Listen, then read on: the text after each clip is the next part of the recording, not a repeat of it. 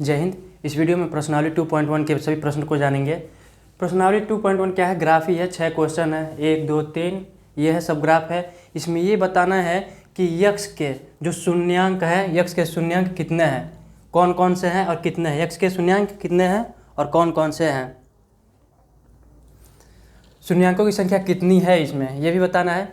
तो सबसे पहले ये जानेंगे कि पहले ये ग्राफ देख लेते हैं। ये अगर चतुर्थांश देखा जाए तो पहला ये चतुर्थांश है, ये दूसरा है और तीसरा है और चौथा है। सबसे पहले यहाँ पे क्या है, यक्स, ये प्लस और प्लस है, ये प्लस है और माइनस है, ये माइनस और ये माइनस है, ये भी माइनस है और ये प्लस है। तो इसको कैसे निर्धारित किया जाता है? पहला है तो जैसे मान लीजिए कोई संख्या अगर दिया हो 2 और 3 है, अगर निर्देशांक ज्यामिति जब पढ़ेंगे तो उसमें भी बताया जाएगा कि पहला हमेशा क्या होता है, पहला यक्स होता है और दूसरा वाई होता है। यहाँ पे दिया है 2 और 3, यानी कि दोनों प्लस में, 2 भी प्लस में और 3 भी प्लस में है। तो इसको किस ग्राफ के किस कोऑर्डिनेट में रखा जाएगा, यानी किस चतुर्थांश में रखा जाएगा? तो दोनों प्लस है, यानी दोनों प्लस किस में होता है, एक्स प्लस इसमें होता है, 2 हो जाएगा और 3 हो जाएगा, यानी कि इसको इसमें रखा जाएगा, पहले चतुर्थांश में रखा जाएगा। अगर मान लीजिए यहीं एक्स माइनस हो जाता, +3 यहीं रहता, तो अब इसको कहाँ रखा जाएगा? यानी पहला माइनस होना चाहिए, एक्स माइनस होना चाहिए, ऊपर प्लस होता है और नीचे माइनस होता है वाई का। इधर क्या होता है, दाएं तरफ एक्स प्लस होता है और बाएं तरफ माइनस होता है, यानी कि एक्स माइनस में है, -2 है। तो इसमें आएगा, किस में आएगा, इसमें आएगा, एक्स क्या होगा, माइनस होगा, यानी कि ये माइनस है एक्स और वाई क्या है, प्लस में है। तो वाई ऊपर की तरफ है तो वाई प्लस में है, यानी कि 2, -2 और 3 अगर लिखना है किस चतुर्थांश में रहेगा, तो ये दूसरा है, ये पहला चतुर्थांश है, ये दूसरा चतुर्थांश हो गया और ये तीसरा चतुर्थांश हो गया। हालांकि ये सब नहीं बताना है इसमें, फिर भी जान लीजिए। अगर मान लीजिए कि तीनों ये भी माइनस हो गया, तब क्या होगा, यानी कि दोनों माइनस है, तो इसमें किस चतुर्थांश में, तीसरे चतुर्थांश में तीनों माइनस, दोनों माइनस होता है, 3 नहीं 2 ही हैं, तो -2 और -3 ये किस में होगा, तीसरे चतुर्थांश में जाएगा। अगर मान लीजिए कि ये प्लस है, यक्स प्लस है, 2 प्लस में है और ये माइनस में है, अब कहाँ जाएगा? तो अब ये चौथे में आएगा, क्योंकि यहाँ एक्स प्लस में है, पहला हमेशा क्या होता है, एक्स होता है, एक्स प्लस में है, तो ये 2 हो जाएगा और वाई क्या है, माइनस में है, तो -3 ये हो जाएगा। ये तो इसमें नहीं बताना है, ये अगले क्लास में अगले क्लास में नहीं, मतलब इसी सीजन में पढ़ लेंगे, अगला कोई चैप्टर आएगा उसमें। तो पहला देख लेते हैं, दिया है कि इसमें बताना है कि यक्स में कितने शून्यांक है, यक्स के, तो यक्स के लाइन पे कोई है, ये लाइन यक्स के लाइन पे मिला है, कहीं नहीं मिला है ना, तो इसमें शून्यांकों की संख्या क्या होगी, शून्यांकों की संख्या,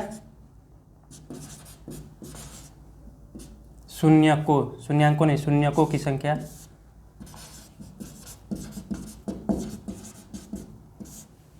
बराबर क्या होगा, 0, क्योंकि एक्स लाइन पे तो कोई मिला ही नहीं, ये लाइन एक्स पे को कहीं काटा ही नहीं है, तो इसलिए यहाँ पे क्या होगा, एक्स, इस पे शून्यकों की संख्या कितनी होगी, 0, क्योंकि कोई नहीं है एक्स के ऊपर। अब इसमें देख लेते हैं, इसमें ऊपर प्लस होता है, नीचे माइनस होता है, हमेशा याद रखिएगा, और दाएं तरफ एक्स प्लस होता है और बाएं तरफ माइनस होता है। इसमें एक्स को कितने बार काटा गया, एक्स को ये लाइन कितने बार काटा है, एक ही बार काटा है, तो यानी इसमें शून्यकों की संख्या कितनी है,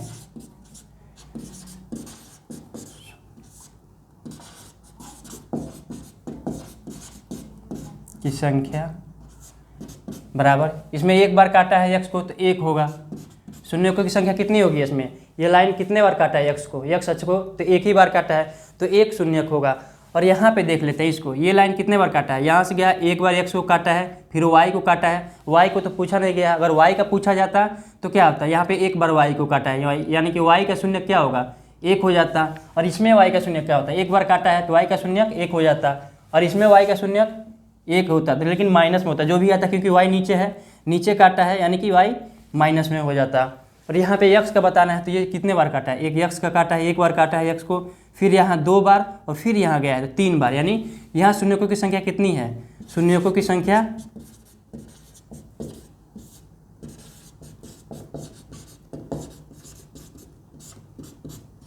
बराबर 3, कितनी है संख्या, 3।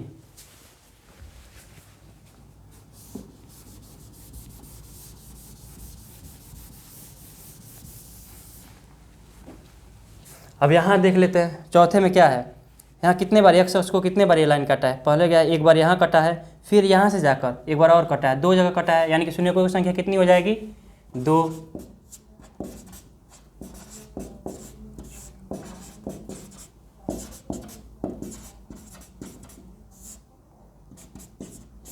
2 बार काटा है तो 2 हो जाएगा। बस यही बताना है। यहाँ पे देखेंगे कितने बार काटा है, 1 बार x अक्ष को काटा है, फिर 2 बार काटा है, फिर यहाँ गया है 3 बार काटा है और 4 बार। यानी कि शून्यकों की संख्या कितनी हो जाएगी इसमें, x अक्ष पर शून्यकों की संख्या कितनी हो जाएगी, x के शून्यकों की संख्या तो 4, यानी कि 4 बार काटा है तो शून्यकों की संख्या 4।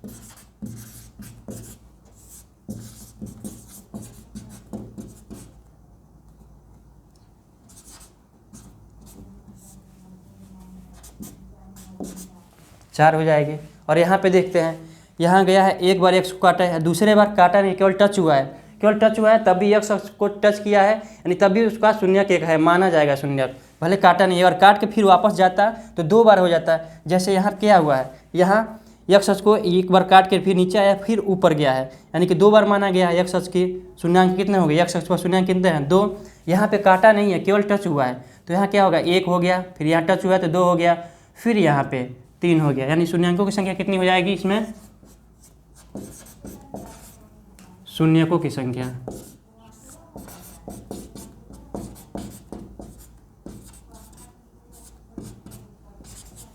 3 हो जाएगी। तो बस यही बताना है इसमें, बाकी कुछ तो है नहीं। और एक चीज़ ये भी होता है कि मान लीजिए कि अगर पूछ दे ऐसे, ये x अक्ष है और ये y अक्ष है, x अक्ष पे कोई संख्या आ गया 1 2 3 है, 1 2 3, x अक्ष पे मान लिए कि हम 3 दिया हुआ है, x अक्ष पे 3 दिया हुआ है, और पूछा कि y अक्ष पे मान क्या होता है, तो हमेशा याद रखिएगा x अक्ष केवल चला है, y पे कुछ नहीं चला है, यानी कि x अक्ष पे कितना चला है, इधर माइनस में है, -3 होगा, इधर अगर जाते हैं हम 3 बार तो +3 हो जाएगा, यानी कि इधर भी x अक्ष में, इधर अगर इधर जाए या इधर जाए, गया तो x अक्ष पे है, ऊपर y में कोई चला है, कोई नहीं चला है, यानी कि x अक्ष पे y का मान हमेशा 0 होता है।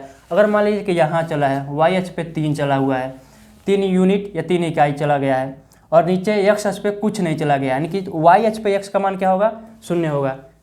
थोड़ा कन्फ्यूजन हुआ समझने में ना, तो ये ऐसे होगा जैसे कि x अक्ष पे कितना चला, 1 2 3, केवल 3 ही चला, 3 पॉइंट आके रुक गए, y अक्ष पे कुछ नहीं चला है, तो क्या कहलाएगा, y अक्ष पे तो कोई चला ही नहीं है। मान लीजिए y अक्ष पे 2 चला है, तो ये 2 कहाँ हो रहा है y का, और 3 ये जाके जहाँ मिला तो ये पॉइंट कहलाएगा -3, ये इधर से y पे चला है 2, तो ये कहलाएगा -3 और 2, ये कहलाएगा पॉइंट, इसका कहलाएगा।